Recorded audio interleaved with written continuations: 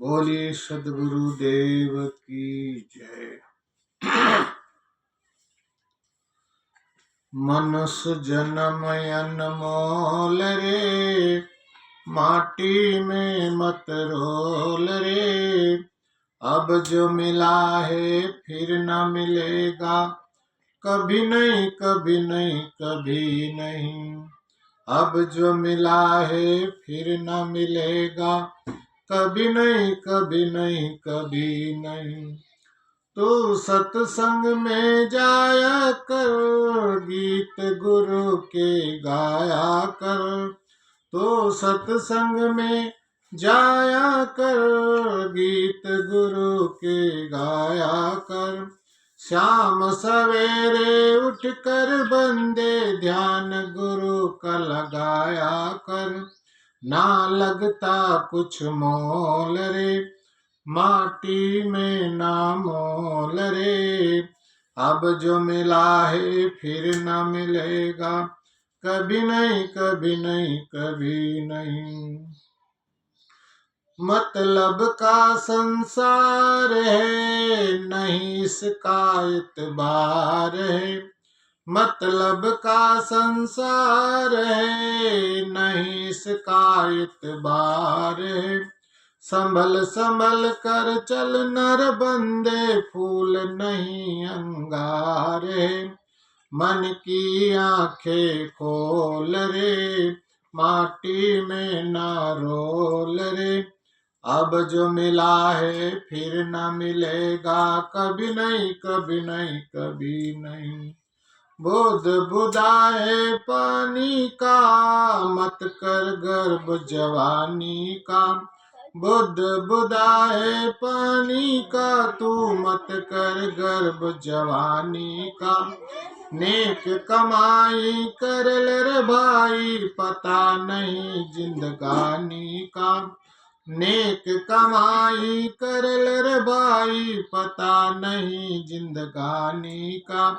तू सबसे मीठा बोल रे, माटी में ना रोल रे। अब जो मिला है फिर न मिलेगा, कभी नहीं कभी नहीं कभी नहीं।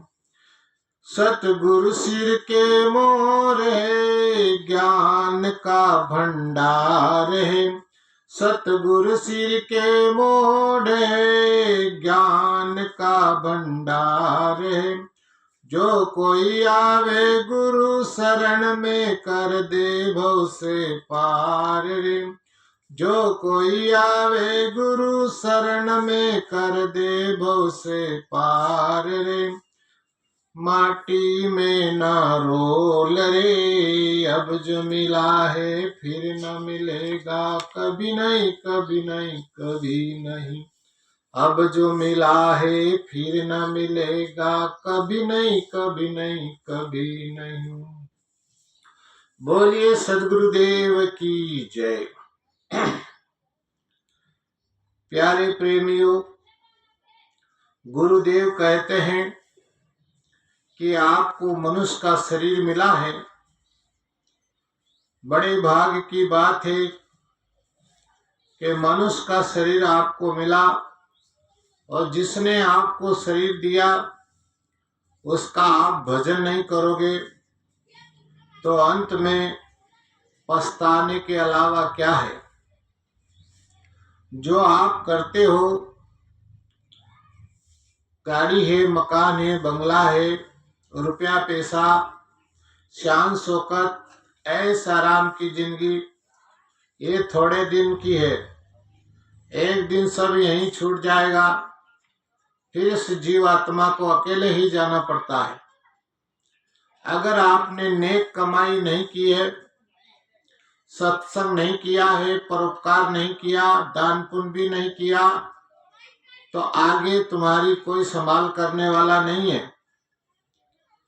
जो भी आया है उसे एक दिन इस घर को खाली करके जाना पड़ेगा, और आगे का रास्ता भी पता नहीं है कि कहाँ जाएंगे। इस वास्ते सत्संग में जा करके अपने घर का पता कर लेना चाहिए, क्योंकि 4 खानी 84 योनि में जीव भ्रमता है और वहां जाकर के बहुत दुख भोगता है, फिर उधर से पलट करके मनुष्य शरीर में आता है। तो मनुष्य शरीर में पारख ज्ञान होता है, विवेक होता है और अपने आत्मा की पहचान होती है। इसलिए जब तक आप अपने आप को नहीं जान सकते, दुनिया को जाना तो क्या हुआ। दुनिया को जान लिया तो कोई क्या बड़ी बात है। यदि आप अपने अंतरात्मा को नहीं जाने, क्योंकि पारखी आत्मा हमें हमारी आत्मा को ही परमात्मा कहते हैं, क्योंकि ये चैतन्य जीव ही सारे संसार को जानता है और सब को जान करके भी ये भूला हुआ है। इसलिए कहते हैं, भूल मिटे गुरु मिले पारखी, पारख देई लखाई, भूल की औषध पारख सबकी भाई। जब तक पारखी संतों के संग नहीं करोगे, तब तक आप का कल्याण कभी नहीं हो सकता, क्योंकि पारख बिना सब धोखा है। सब लोग वाणी कल्पना में डुबा रहे हैं और खानी में डुबा रहे हैं। ये 2 बड़ा जाल है, खानी जाल और वाणी जाल। वाणी जाल है ईश्वर परमात्मा अल्लाह खुदा, ये वाणी जाल है। भूत प्रेत देवी देवता ये सब वाणी जाल में आता है। और खानी जाल है पशु अंडज पिंडज में जाना, और इसी जालों के अंदर फंस करके आदमी अपना जीवन बर्बाद करता है। हमारे शरीर के अंदर कितना विकार है, उस विकार को साफ करे बिना हमारा हृदय शुद्ध नहीं होगा। काम क्रोध लोभ मोह अहंकार ये पूजा पाठ करने से खत्म नहीं हो रहा है।